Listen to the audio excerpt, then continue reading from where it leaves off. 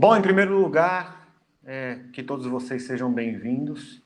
Esse evento foi orientado com carinho e especialmente produzido para fisioterapeutas que trabalham como assistentes técnicos ou como peritos na área trabalhista. Essa palestra, essa comunicação breve minha está sendo gravada e justamente para que o tempo de palestra seja obedecido e para que todos tenham um tempo de contribuir, de discutir na sequência. Serão duas palestras, essa e uma segunda com o Antônio Carlos, que também é multiplicador licenciado do Grupo CIF Brasil. Eu vou compartilhar a minha tela e o meu interesse nesse momento é falar sobre alguns instrumentos, especialmente da SUSEP, e da CIF. Eu acho que essa é uma experiência que vocês têm. E eu preciso introduzir falando sobre esse assunto, justamente para trazer vocês na sequência para o nosso tópico maior, que é a CIF. Por favor, tenha em mãos um bloco de anotações, porque ao final das duas palestras você poderá falar sobre as suas experiências e as duas palestras podem levantar algumas questões e essas questões são interessantes, né? É interessante que você anote essas questões para não esquecer delas no momento das nossas discussões. Então tenha em mãos aí, por favor, um bloco de anotações. E algumas questões eu já vou colocar inicialmente. Será que incapacidade laboral é o mesmo que incapacidade? Será que incapacidade é diferente de deficiência? A SUSEP, o que ela é de verdade, para que ela serve, né? Nós temos um problema a solucionar pela frente. Pelo menos para melhorar a resposta que habitualmente damos a esses problemas que surgem. O que eu estou dizendo? Eu estou colocando aqui uma situação evidente, frequente, que é a de um reclamante contra uma empresa e você, como profissional, às vezes está de um lado ou de outro, às vezes você não está em nenhum desses dois lados, você é o perito. E o desafio que temos é chegar à verdade, ou seja, o problema de saúde que a pessoa tem gera uma incapacidade laboral, algum grau de incapacidade laboral, e se gera, isso foi causado pelo trabalho, né? Normalmente essa questão a ser respondida, né? Se existe nexo e qual é o grau da incapacidade, se ela existe, do ponto de vista quantitativo e qualitativo. E aí nós temos diversos instrumentos em utilização, e eu quero lembrar vocês que a CID e a CIF são classificações da família de classificações internacionais e são duas classificações de referência. Ambas precisam ser utilizadas, embora o nosso foco de hoje aqui seja a CIF. Então eu vou colocar aqui um pressuposto que é real para vocês e eu preciso ler, tá? Esse trecho. A pensão devida à vítima de acidente ou doença do trabalho, a cargo do empregador, deve ser estabelecida pelo juiz, no caso concreto, levando em conta não somente a conclusão do laudo pericial, mas a incapacidade da vítima para o trabalho, as dificuldades para obter ou se manter o emprego, o tempo de serviço na empresa, a idade, rendimento útil no trabalho, grau de instrução, segurança, risco na prestação de serviço, deslocamento até o local de trabalho e outros fatores relevantes para a situação concreta. Trata-se de um juízo de valor e não de mera equação matemática, como se infere das decisões seguintes do TST, e aí nós vamos apresentar para vocês algumas delas, ok? O que é importante ressaltar aí nesse trecho? Primeiro, a pensão que é devida à vítima a cargo do empregador precisa ser estabelecida pelo juiz. Esse é um ponto. Trata-se de um juízo de valor e existem algumas coisas dentro desse contexto que precisam ser consideradas, ok? Veja que obter e manter emprego, idade, rendimento útil, instrução, segurança e risco, etc., são coisas que precisam ser consideradas na hora de definir isso. E aí a gente tem alguns aspectos que podem ser estabelecidos considerando a linguagem, o conceito, o conteúdo da Classificação Internacional de Funcionalidade. Eu estou colocando aí 3 exemplos. Segurança e risco tem a ver com os fatores ambientais, que é um componente da CIF. Obter e se manter o emprego tem a ver, faz parte de um componente da CIF que se chama participação, está lá no capítulo 8, né, em relação a isso. E a incapacidade da vítima para o trabalho, em um contexto geral com a CIF, nós podemos também chegar a isso.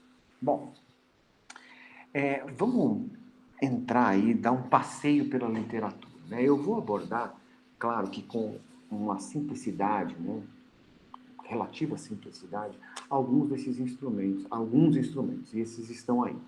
A tabela da SUSEP, os baremos internacionais, os guias da Associação Médica Americana, e vou falar da CIF. Não vou falar da CIF como um instrumento que ela não é. Ela não é um instrumento de avaliação. Isso é muito importante você anotar aí.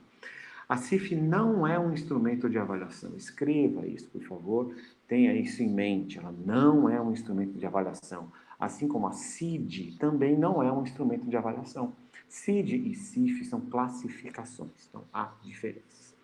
Bom, no item ou no componente domain da CIF, a gente consegue determinar, conhecer as limitações de atividades de um indivíduo, bem como as alterações das funções e estruturas do corpo, certo? Então, quando a gente fala de incapacidade para o trabalho, a CIF nos ajuda porque ela tem esse conteúdo. Obter e se manter um emprego está também em domain, que é o mesmo domínio, atividades e participação da CIF, o mesmo componente, desculpe, e segurança e risco em fatores ambientais ou environment da CIF. Bom, esses outros instrumentos que estão aí na tela, SUSEP, baremos internacionais, esses 2 primeiros, têm algumas limitações, né? E nós vamos falar dessas limitações para frente. Mas vamos fazer uma introdução geral sobre a CIF. Eu não pretendo me aprofundar nisso. Por que a CIF nasceu? A CIF nasceu principalmente por causa da transição epidemiológica, que resultou no aumento da expectativa de vida, aumentou as diferenças entre os países, porque esse aumento da expectativa de vida não veio acompanhado de uma boa funcionalidade, ou seja, a expectativa de vida aumentou, porém a incapacidade também aumentou, né?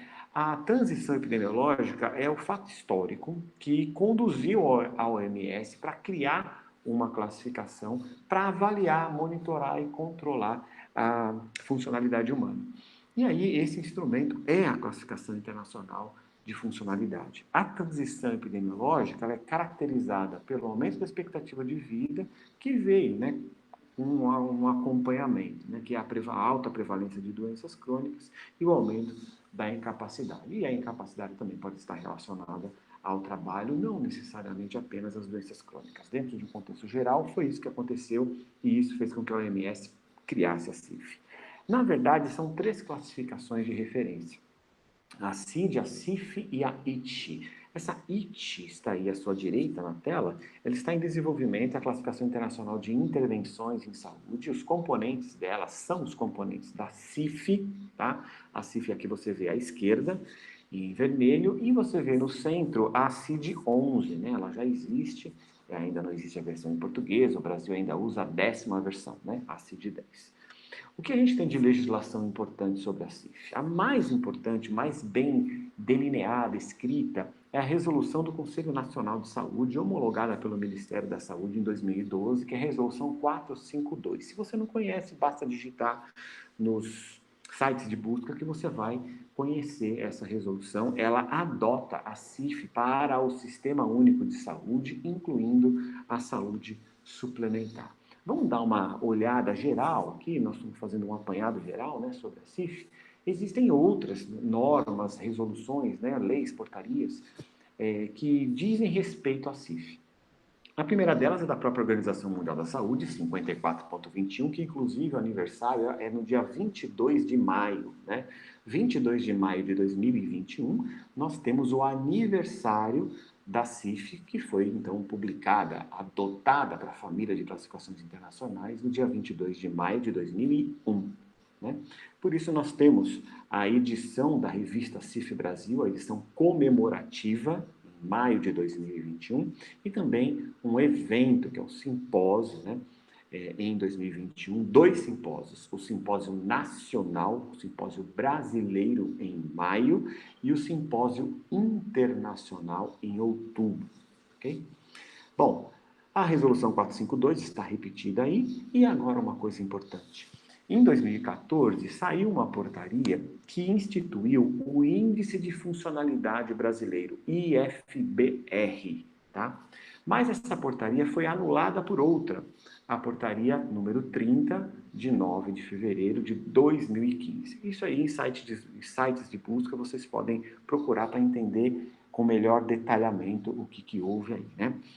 E em 2020 saiu a resolução, que é uma norma infralegal, vamos dizer assim, mais infra ainda do que a portaria, né? Adotando o IFBR-M, que significa modificado, né? Índice de Funcionalidade Brasileiro Modificado. Veja, esse índice, ele tem um determinado fim, né?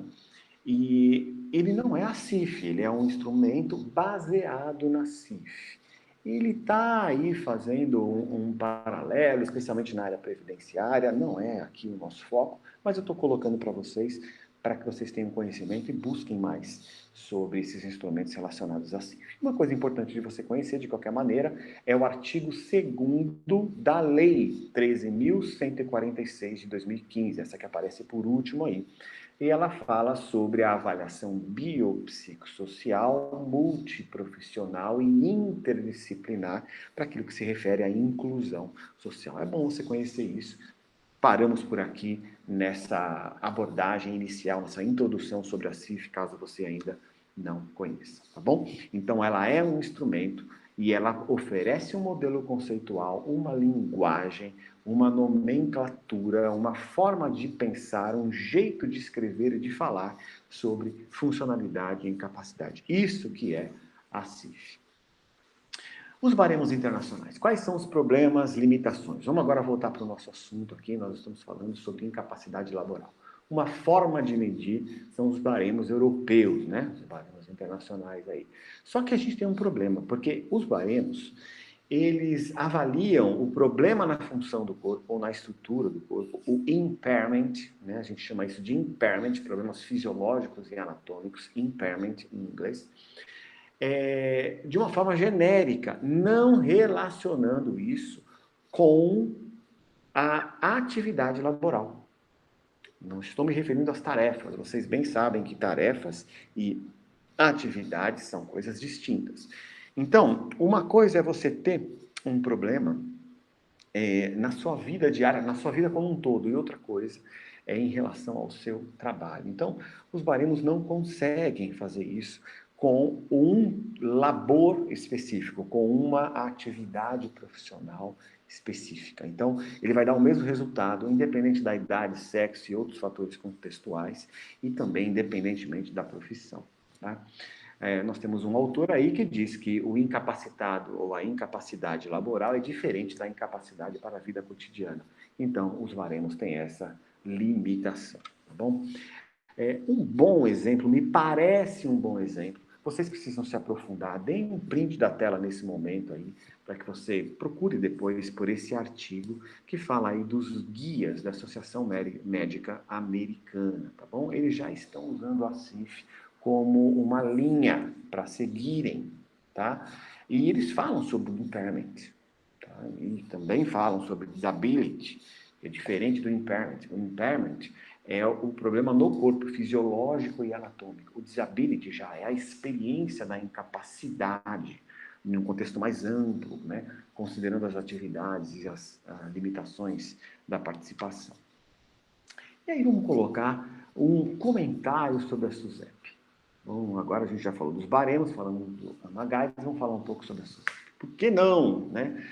A tabela SUSEP, como parâmetro para a indenização dos seguros privados, não pode ser aplicado como critério exclusivo aos processos de responsabilidade civil por acidente de trabalho. Isso porque a referida tabela apenas enquadra a invalidez de modo genérico, avaliando a incapacidade para o trabalho em sentido amplo, sem poder ponderar a inabilitação para a profissão exercida pela vítima. Então, aqui, o que está sendo apontado é a mesma coisa que eu acabei de comentar em relação aos baremos europeus. E olha, vamos ver isso daqui, eu vou ler na minha outra tela que está maior para mim, tá? O artigo 950 da Constituição determina que a indenização deva ser calculada conforme a redução da capacidade laborativa, especificamente no tocante ao trabalho para o qual o trabalhador se inabilitou. Está em vermelho. E está em vermelho mais embaixo. Assim, a mera adoção da tabela SUSEP, ao relacionar determinada lesão a um grau genérico de incapacidade laborativa, não se compatibilize com a regra do artigo 950 da Constituição. Você também pode tirar aí um print dessa tela. Vamos voltar, ó. Tira um print dessa primeiro, por favor, fique à vontade. E agora um print dessa aqui também, para que você tenha esse material para o futuro uso. E aí vamos fazer nova leitura. Ela não pode ser usada como critério exclusivo. Estou lendo na... posso ler nessa. Para efeito de arbitramento da pensão civil decorrente de acidente de trabalho, como erroneamente tem feito alguns peritos, para aferir o grau de incapacidade das vítimas nas ações de acidente de trabalho, porque o pagamento dessa indenização está assegurado no inciso tal, do artigo tal da Constituição, de novo 950 aparecendo aí. Se da ofensa resultado defeito pelo qual o ofendido não possa exercer o seu ofício ou profissão, ou se lhe diminua a capacidade de trabalho, a indenização, além das despesas do tratamento e lucros cessantes até o fim da convalescença, incluirá a pensão correspondente à importância do trabalho para que se inabilitou ou da depreciação que ele sofreu. Então, muito bem. Antes de partir para adiante, deixa eu falar mais coisas sobre a SUSEP. Vocês sabem que ela não foi criada para esse fim, né? Primeiro, ela foi criada para acidentes de alto impacto e não tem relação com o trabalho. É só você olhar a origem da SUSEP para o que ela de fato serve. E tem uma outra coisa. Se você também pesquisar a origem acadêmica ou a origem científica dessa tabela, dificilmente você vai encontrar. Aliás, se você encontrar, nos coloque à disposição e nos coloque a par disso, o Grupo CIFI Brasil disso e também os seus colegas, porque muito provavelmente você não vai encontrar e nós não sabemos quem criou, como criou, que método foi utilizado, se usaram um consenso. De qualquer maneira, o consenso é um método, né? Mas nós não temos essas informações. Aqui eu estou colocando na tela para vocês alguns instrumentos baseados na CIF. E aí eu quero dizer para vocês uma coisa muito importante. Instrumentos relacionados à CIF não são a CIF. E quando você vai fazer, quando você precisa calcular, não é verdade, a quantificar e qualificar a incapacidade laboral, você não pode usar a CIF ou a CIF e a CID. Você tem que usar instrumentos que depois possam ser lidos, né, por essas classificações para que você apresente o resultado, ok? Então aqui você vê alguns exemplos de instrumentos e a sua finalidade, né? Tem lá o inquérito populacional, etc e tal, e a tabela ESC, nós vamos falar um pouco mais dela, que ela calcula a incapacidade laboral, ou se você preferir, a funcionalidade laboral. A tabela ESC foi publicada em 3 artigos, e um deles é muito importante porque ele foi publicado junto com Ivani Contini Bramante, que é uma procuradora. O título é Funcionalidade para o Trabalho e Perícias Biopsicossociais. Aqui é o print da revista Empório do Direito. Deixa eu ver se eu consigo mover a minha tela daqui. Ah, sim, agora consegui. Aparece aí, você vai ver que, na verdade, ela é uma tabela que vai resultar em uma fórmula. E essa fórmula é parte do processo para quantificar e qualificar a incapacidade laboral e também a indenização. Mas isso depende de haver nexo ou não haver nexo, só a aplicação do cálculo não resolve tudo. Aí temos um exemplo de uma concausa. Então, aqui há nexo, só que é um nexo concausal. Esse nexo concausal, ele pode ter graus distintos, né? Pode ser de grau 1, grau 2 ou grau 3, porque também se fosse um grau 4 seria causal, né? 100%, mas ele pode ser dividido em graus e tipos, né? Ele pode ocorrer de forma concomitante com o trabalho, pode ser algo que acometeu o indivíduo depois, né? Então, a gente chama de pré-existente, concorrente ou superveniente. Não vamos aqui nos atentarmos a isso. E aqui nós estamos voltando naquele pressuposto do início. Deixa eu ver se eu consigo aparecer de novo aqui. Acho que sim. Acho que agora vai aparecer minha imagem de novo aí. Opa, não quero que apareça inteiro. Não, eu quero que vocês vejam a tela do slide. Uhum. A pensão devida à vítima, de novo, aí nós temos aquela frase lá do início, né? A SUSEP não faz aquilo que é necessário, os baremos também não fazem, AMA Guides é possível que sim, e alguns instrumentos relacionados à CIF sim. Eu dei exemplo da tabela ESC, existe também a VILE, valoração da incapacidade laboral específica, e é possível que existam outros que vocês também podem colocar aqui após a minha palestra, após a palestra do Antônio. Aqui eu estou dando exemplos de códigos da CIF que podem ser utilizados para esse raciocínio mais amplo, que não está só no corpo. Erra quem usa a CIF voltada só para o corpo, para incapacidade laboral. Você precisa relacionar o corpo com o ambiente do trabalho, e com as atividades da profissão, do trabalho, daquilo que a pessoa fazia. Se você não fizer essa relação dos três, você não está usando a CIF. A tabela ESC faz esse conjunto. O método VILE faz esse conjunto.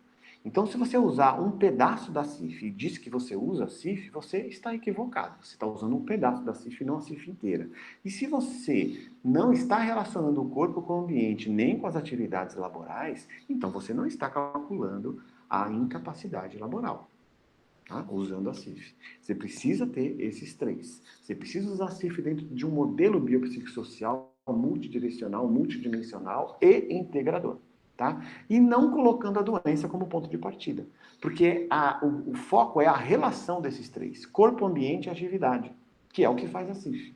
Não é a doença. A doença não é o ponto de partida. Então tome cuidado com isso, você que é assistente técnico ou perito, e usando a CIF você precisa usar direitinho, né? Aqui eu estou dando alguns exemplos, dizendo que quando você coloca um qualificador da CIF, 1, 2, 3 ou 4, você precisa de uma justificativa para ele, né? Isso vai ser um teste específico, isso vai ser um exame clínico, vai ser um questionário, vai ser um exame de imagem, né? Ou um exame laboratorial, tá? Esse qualificador não é um instrumento de medida. Esse qualificador representa o resultado de um instrumento de medida. Bom, essas duas perguntas aí precisam ser respondidas, e elas são respondidas em tempos diferentes. Primeiro, se existe incapacidade laboral. Quantifique, qualifique. Depois você precisa ver se essa incapacidade foi gerada pelo trabalho. Se foi gerada pelo trabalho, foi gerada em que grau pelo trabalho? O trabalho é uma concausa, ou ele é a causa principal, ou ele é a única causa?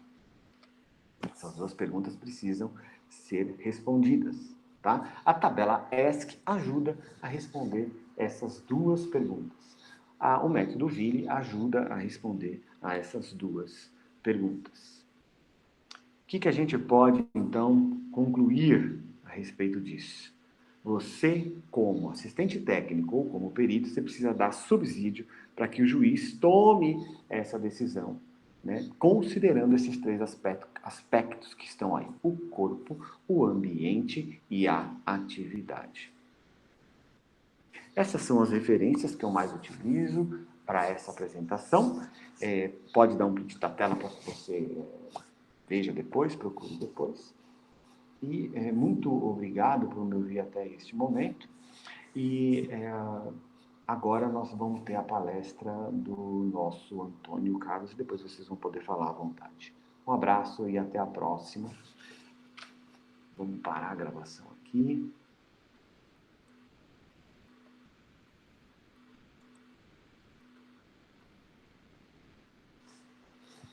Ok, Antônio, é com você.